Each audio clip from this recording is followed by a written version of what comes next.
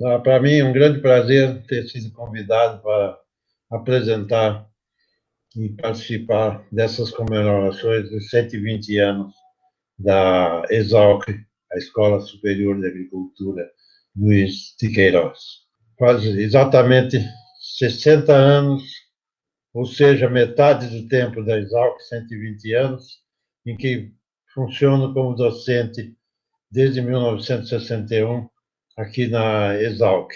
E para mim é um grande prazer estar novamente presente, mesmo depois de aposentado, mas como professor sênior da ESALC.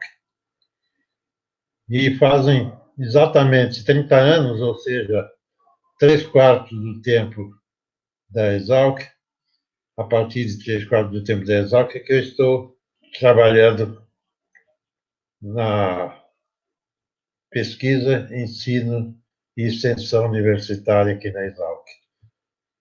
Em 1991, houve uma pequena modificação na escolha dos diretores da ESALC.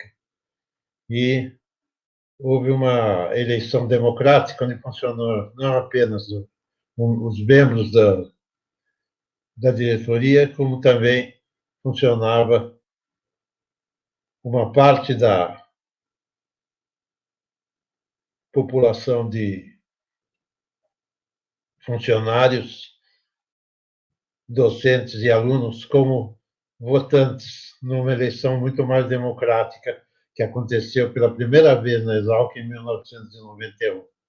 E o reitor, que na época era o doutor Roberto, magnífico reitor, doutor Roberto Lobo, ele organizou uma mudança nos padrões de residências na ESALC. Antigamente, isso era possível de ser feito porque a ESALC era longe do centro da cidade, que muitos professores moravam no campus da ESALC como residência. E isso foi mudado pelo diretor, e nós, então, tivemos mudanças de. A casa do diretor, que devia ser usada pela nova diretoria, foi liberada para o Museu Luiz de Queiroz. E facilitou muito a preservação do patrimônio histórico da ESALC e também a capacidade de se fazerem lá, nesse local que era a residência do professor, como uma etapa cultural, com obras de arte, com certos eventos culturais e assim por diante. E outras residências foram modificadas também nessa época. Por exemplo, a residência que foi de Luiz de Queiroz se transformou num restaurante de professores. A residência que era do departamento de zootecnia passou a ser o centro médico. Certas residências de professores passaram a serem utilizadas como creche para filhos de funcionários e assim por diante. Então, houve uma modificação muito grande e teve uma modificação que ocorreu alguns anos antes de 1991, que foi a divisão da diretoria em prefeitura do campus e diretoria propriamente dita. A prefeitura cuidando da infraestrutura do campus, que era, então, feita pelo prefeito, no caso, foi feito pelo professor Antônio Sanches de Oliveira e depois pelo professor Luiz Antônio Barrichello. De modo que isso facilitou muito o trabalho da diretoria, uma vez que os diretores trabalharam muito mais daí para frente com ensino, com pesquisa e extensão universitária. Então, houve mais tempo de aumentar não só a quantidade, mas a qualidade do ensino, da pesquisa e da extensão na nossa ESALC. Esse foi um ponto importante que aconteceu a partir de 1991 e que foi seguido daí para frente até hoje, o mesmo esquema de escolha de diretor por votação mais democrática e que funcionou muito bem porque facilitou a vida da diretoria da Exalc. Ainda tenho que salientar outra modificação, foi a de trabalhar no sentido de que houvesse aumento de qualidade de ensino, qualidade de pesquisa e facilidade de extensão, com ligação entre a Exalc e a comunidade piracicabana, principalmente com a prefeitura da cidade de Piracicaba. Por exemplo, a Exalc começou a trabalhar no sentido de melhorar a possibilidade de abertura de bicas para estudar a contaminação das nascentes perto das bicas de Rio Piracicaba. Também foi criada uma parte de uma espécie de varejão entre prefeitura, quando o departamento de economia auxiliou muito também nesse sentido de favorecer a escolha de local, de preço e assim por diante. Finalmente, também pode ser vista uma ligação da Exalc com a cessão de uma parte das suas instalações para a construção de um observatório astronômico pela prefeitura, o que facilitou a vinda de um telescópio especial que era de Campinas e passou a ser pertencente a Piracicaba. Então, teve pequenas modificações que aconteceram nessa época de 91, que foram feitas graças à ligação entre diretoria da Exalc, prefeitura do campus universitário, prefeitura da cidade de Piracicaba e também em relação a outros centros de estudo, como era o Centro de Energia Nuclear na Agricultura, que permitiu que a Exalc tivesse, então, um campus especial, que foi chamado Campus Luiz de Queiroz, da Universidade de São Paulo, em Piracicaba. O primeiro campus que tem o nome de Luiz de Queiroz, não é um campus simplesmente da cidade, da USP da cidade de Piracicaba, mas é um campus chamado Campus Luiz de Queiroz, foi aprovado pela reitoria da Universidade de São Paulo. De modo que e eu poderia citar alguns exemplos de modificações que ocorreram de 91 a 94, e pode ser vistas.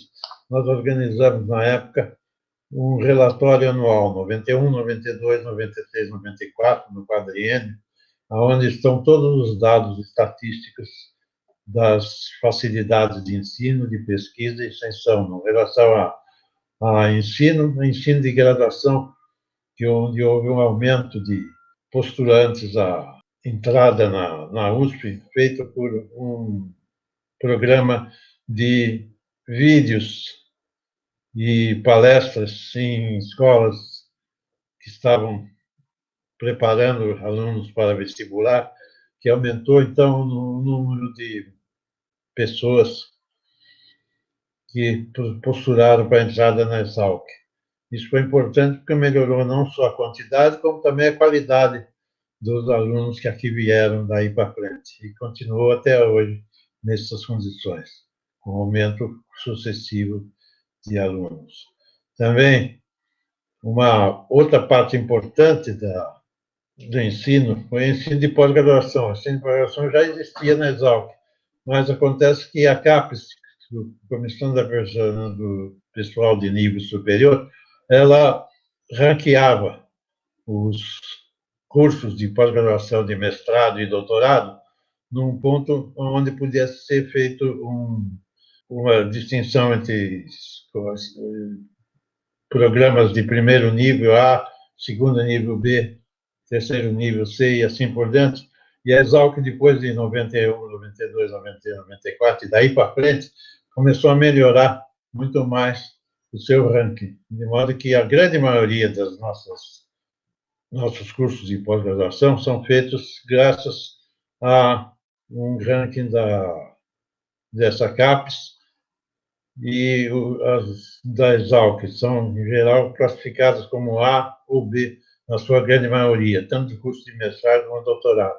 Isso permitiu também que as teses fossem realizadas com mais eficiência, com maior qualidade e fossem aceitas por em publicações de alto nível e com a vinda de professores, docentes e alunos de outras faculdades de ensino do Brasil inteiro, e que a Exalc se transformou num centro de pós-graduação de alto nível daí para frente e continua até hoje com esse alto nível de eficiência. Além disso, a extensão teve suas modificações através de criação de certas atividades. Por exemplo, foi criada a Exalc Júnior, onde os alunos puderam interferir na formação de novos centros de extensão, de pesquisa, e assim foi possível se fazer uma extensão com a criação da incubadora de processos e resultados agrários, com sede na Fazenda Areão, aqui na Exalc, onde várias dessas incubadoras prosperaram e deram origem a novas empresas, pequenas empresas, coisa que foi, inclusive, também, no mesmo tempo, feitas pela Fundação Nepara Pesquisa do Estado de São Paulo, que também fez o programa PIP, Pequenas Empresas, programa de pequenas empresas que permitiu também a criação de novas empresas em diferentes áreas de pesquisa. Então, foi muito grande a atuação da Exalc nesse sentido, e na parte de pesquisa, o número de professores visitantes do Brasil e do exterior aumentou muito nessa época, sendo até criado um escritório de atividades internacionais, onde os pesquisadores pudessem participar em uma residência transformada em casa de hóspedes, onde esses professores puderam permanecer várias semanas ou meses em Piracicaba, efetuando suas atividades de pesquisa, de ensino e de pós-graduação.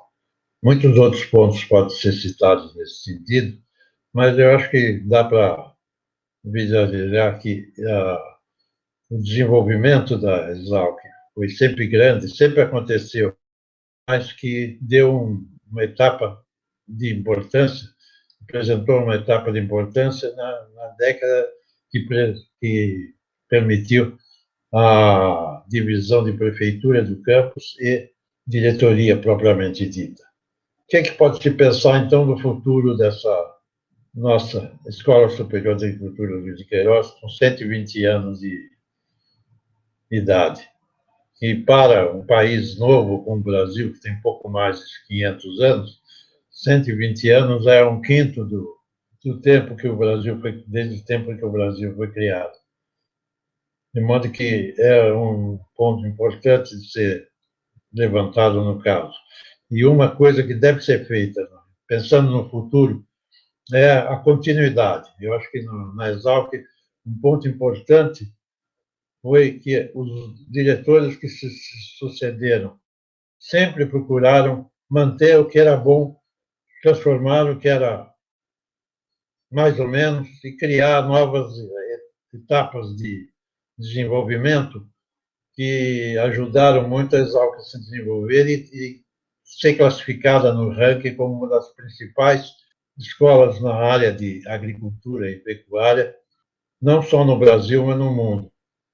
Ela foi classificada em vários rankings como quinta do país, primeira do país e quinta do mundo, suplantada por Davis, Califórnia, por Ghent, na Bélgica, por Pequim, pela Índia, Varanasi, mas estava sempre em terceiro, quarto, quinto lugar, e deve ser mantido nesse sentido.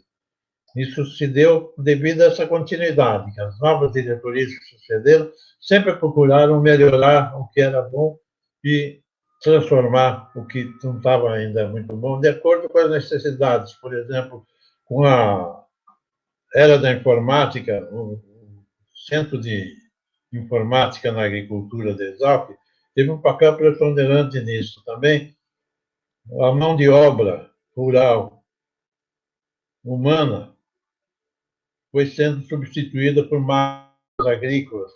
Hoje nós falamos em drones e a Exalc tem que preservar essas ideias novas para que pudesse se desenvolver à vontade. Então, eu acho que esse ponto importante deve ser mencionado. Quer dizer, continuidade, primeira coisa. Segunda coisa, manter de acordo com as necessidades das modificações que estão acontecendo no mundo. A Exalc tem que se não só preservar o que havia, como também criar novas oportunidades.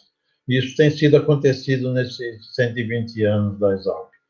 De modo que a Exalc está de parabéns por tudo isso, e eu acho que é uma alegria esperar os 120 anos da Exalc como um centro de pesquisas líder no Brasil.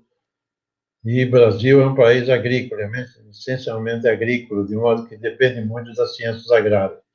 E esse papel da Exalc vem sendo desempenhado de maneira eficiente, de maneira satisfatória, e vai continuar sendo, porque nós temos tradição para isso e pessoal docente, pessoal, funcionários não docentes e alunos de alto nível que estão trabalhando nesse sentido.